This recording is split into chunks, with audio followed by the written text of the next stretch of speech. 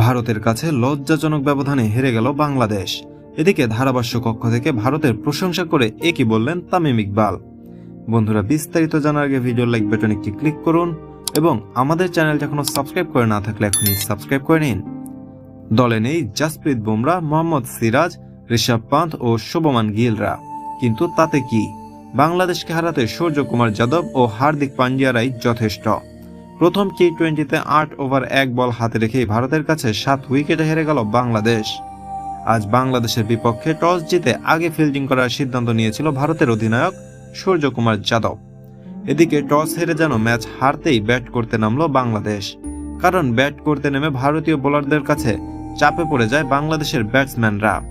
1 বল বাকি থাকতে 10 উইকেট হারিয়ে মাত্র 127 রান সংগ্রহ করে, যার ফলে ভারতের সামনে টার্গেট দাঁড়ায় 128 রানের।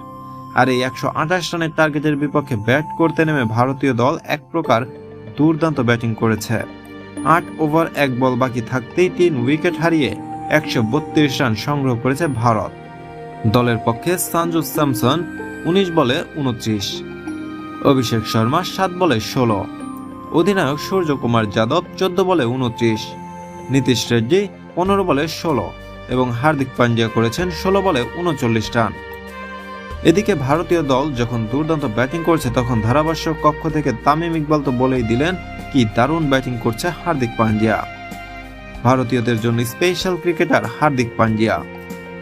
পাশাপাশি সূর্যকুমার যাদবকে নিয়ে তামিম ইকবাল বললেন, যেখানে বল করুন না কেন সূর্যকুমার যাদব সবখানে যেন 4 ছক্কা হাঁকাচ্ছেন। আসলে তিনি ভারতের মিস্টার 360 ডিগ্রি।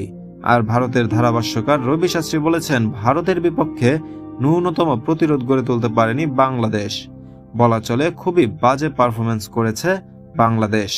আর এখন পর্যন্ত 3 ম্যাচ টি-20 সিরিজের একটিতে জিতে ভারত 1-0-তে এগিয়ে গেল। তো বন্ধুরা, কি মনে হয় আপনাদের, পরবর্তী 2 ম্যাচ কোন দল জিতবে, ভারত নাকি বাংলাদেশ? আপনাদের মূল্যবান মতামত জানিয়ে দিন ভিডিওর কমেন্ট বক্সে। ভিডিওটি দেখার জন্য আপনাকে অসংখ্য ধন্যবাদ।